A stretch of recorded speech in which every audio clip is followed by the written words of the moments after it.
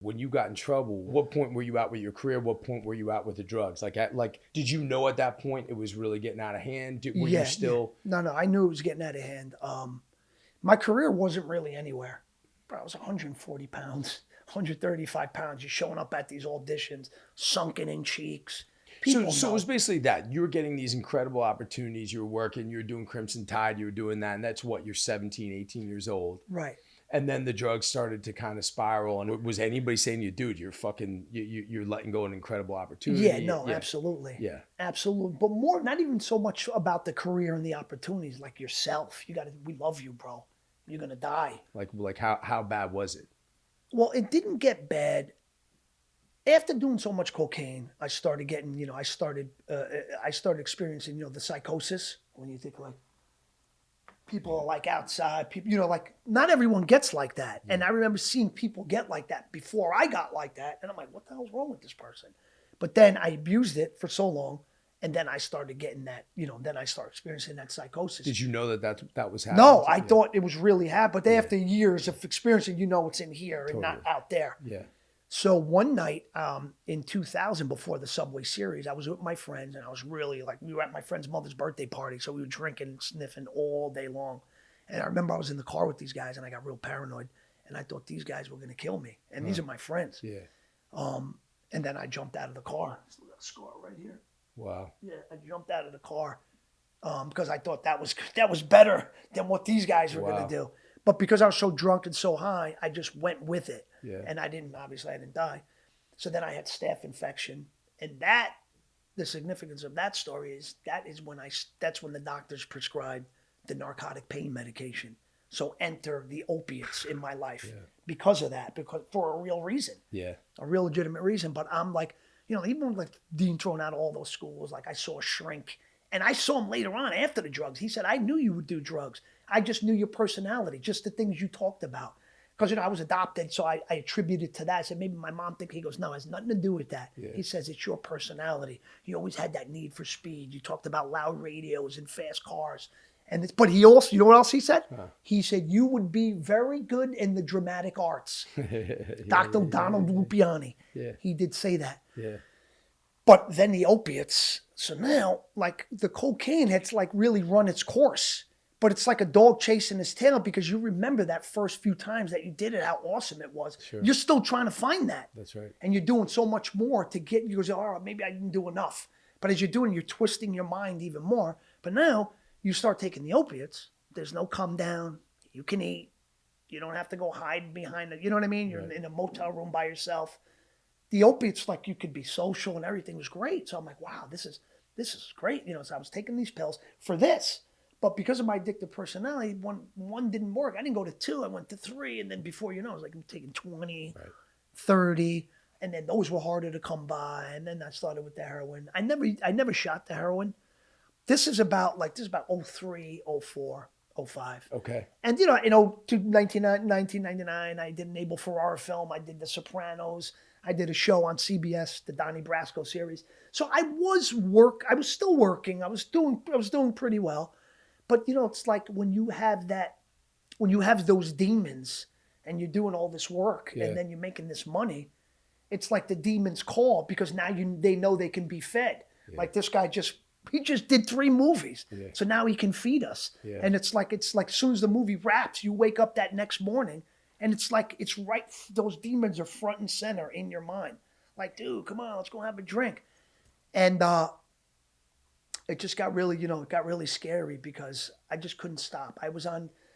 You ever hear of TASK? TASK. It's an acronym for Treatment Alternative to Street Crimes. It was like a probation type of thing. Okay. And I was on for TASK and everything. And even back in the day when I was on probation and I had to stop, I stopped. I stopped smoking weed. I was able to do it. Because you would get caught with drugs. I mean, what were you put on task force? What were you put on probation for? Minor offenses? Or? Well, no, I got possession. That was pretty much it. I got four bags of heroin right on Yonkers Avenue. They pulled me over. And like I said, when I was younger and I was on probation, I was able to just stop. Mm-hmm. And I thought that was going to be the case then, but it just wasn't. And then I knew like this is going to be a problem. It really good. There's no way I would have stopped if I didn't get in trouble. Wow. There's absolutely Yeah, I no know way. that feeling. Yeah, You know, there's no way. God saved me. Yeah. And I look at that, you know, that police officer that lost his life, and I know his family don't want to hear this, but I look at that guy as like as the angel. Like he was an angel. He was my angel. Like he left the earth to leave. You know, for me, like I'm gonna die, but you gotta, you know. Wow. That's the way I look at it. Wow. Because you know what I mean. Wow. And it is what it is. I can't go back and, you know, bring him back. But believe me, there's not one day that goes by that I don't think about that. Yeah, he's with you. Yeah. And tell me about that. Tell me about what happened that, if you would, like, tell me about what happened that day and where you were at and how that went down. Well, there was the other gentleman and the other guy involved who died in prison, by the way, January 2nd. He died of throat cancer. But he was my girlfriend's father. Okay, she was going to school. She was going to take her MCATs to go to medical school. And she was doing really well. She was going to Fordham College. And when we first met, you know, I was pretty good too. But then after 2 years, my drug addiction spiraled really out of control. And this guy, her father, he lived downstairs. He was nuts. He was already, you know, in state prison a few times. And so he was like the loophole. I only really became friends with him as a reason to go by the house because her or her sister would always call the cops. So now I'm like, let me latch on to this guy. Let me say this guy's my friend. So then I could just say, hey, I'm not here to see you. I'm here to see, you know? Yeah. Because she gave me a million chances. You know what I mean? Bundles of heroin, crack pipes everywhere. You know what I mean? It's not going to get better. So I tell people, you're not going to wake up one day and you're just going to outgrow this like a kid outgrows a jacket. Right. Like there was nothing, like I felt there was no more hope because it's like you're sliding and you just can't get this. It's gotten to the point where my people told me, dude, you keep, my friend Jimmy, he told me, he said, man, you keep messing with that crack pipe, it's going to get you one day. And I remember the day it got me because from that day I was never What happened that day? I was with these kind of like these, well, I wasn't with them. This is a cool little story too. I had another case going, right? The one I got pulled over, 4 bags of heroin. So now I'm going to court back and forth for this. I'm with the girl who was the daughter of the guy. Yeah. So we're at court one day. It was just a regular court date. So now when I'm outside, I see these 2 detectives. They're Yonkers, cops, Yonkers detectives. And there was this one guy, his name was Frank. I won't say his last name, but his name was Frank. He had the ponytail, he looked like Seagal. So he's out there. Hey, what's up, man? So we started talking, and he said, yeah, I heard you got a little case going and something like that. And he says, maybe I could help you out with that. And I was like, nah, I'm not real. You know what I mean? Because I kind of thought that's what he went. He goes, no, trust me, it's not that. It's going to blow your mind, but trust me, it's not that. So I said, all right. He says, all right. He goes, here, take my number. Give me your number. We'll stay in touch. So then he gets in touch with me, and he says, yeah, I want to talk to you. Remember that thing I was telling you about? He goes, let's meet. He goes, he goes, Welty Field. I don't know if you shot near this, but so we're at he's already there. And then I pull in, and this is not the way I live my life. I'm not going to go tell on people. It's not even a big deal. I didn't do it on the big thing. Right. I'm not going to go do it on the little thing. Right. You know what I mean? So he's already in there, and I'm kind of a little nervous because he said that's not what he wants. That's not what he's here. So I'm thinking, what the hell does this guy want? Yeah. You're going to like this because I'm sure stuff like this has happened to you. So I pull up. And then, I pull up. I didn't get out yet. He was like, gee, come in my car, right? So now I'm thinking, oh, my God. If he would have said, let me come in yours, it's different. Absolutely. Because now I come in mine, he may have some kind of recorder in there. Totally. He's got the whole thing set up. Fucking A. And you know what I mean? So I'm like, when he said that, I'm like, ugh, because I didn't want to say, no, you come in here. So I didn't want to start off on the wrong foot. So I said, all right, I got in the car. As soon as I get on, he's got the armrest, and he's got a fucking yellow envelope, manila envelope. So he goes, you know what that was? Tell me what's in that. He had his headshots. He had his headshots and his resume in there. That's what he had. I couldn't believe it. And I told him, I said, man, this is a tough business. I said, it's tough enough to get myself jobs. Right. I said, I might be able to get you some, but maybe like walking in the background somewhere. Maybe we'll see the ponytail or something. You know? But that's what it was. Yeah. So after I saw that thing, as soon as he pulled his headshot, I went like this. Yeah, that's all it is. Wow. Yeah. So, all right. So it's amazing. So that happens. Yeah. That happens. This is this could be a movie. Like this part. So when I come out, I make the right, and there's a stop sign, and then it's Lockwood Avenue. After you left the wealthy field? Yeah. Okay, yeah. I smoked cigarettes. I smoked Marlboro Reds. Yeah. I'm at the stop sign. I was going to the Mobil gas station. You know where the hotels were in Yonkers? The Royal Regent, down on Tuckahoe Road. There was like 4 hotels. Maybe. There was a Mobil gas station. Okay. That's where I usually get my cigarettes. Okay. But because I was up on like the top of Lockwood at the stop sign, I said, you know what? Let me just go here. Instead of going all the way down, I park across the street and I see like a Thunderbird. I don't even know if they make those anymore. Yeah. Ford Thunderbird. Yeah. And it was a 2-seater. You know when you got to push this, So as I'm walking across the street, because I park across the street, there's 2 kids in there. There's a story too in Yonkers when the guy drives through the laundromat. This is one of the guys that was in the car. He did this. But this is many years later. It's just coincidence. Yeah. So they're in the car and they're talking really loud for me to hear. Oh, I like Lillo, man. He's a good guy. He never forgot where he came from. Kind of like to get me to say, oh, yo, what's up, man? I didn't even know who these guys were. Yeah. I've seen them. I know they're from Lake Avenue, but I did not really know who they are, right? So this is like June of 2005. It was like a weekday.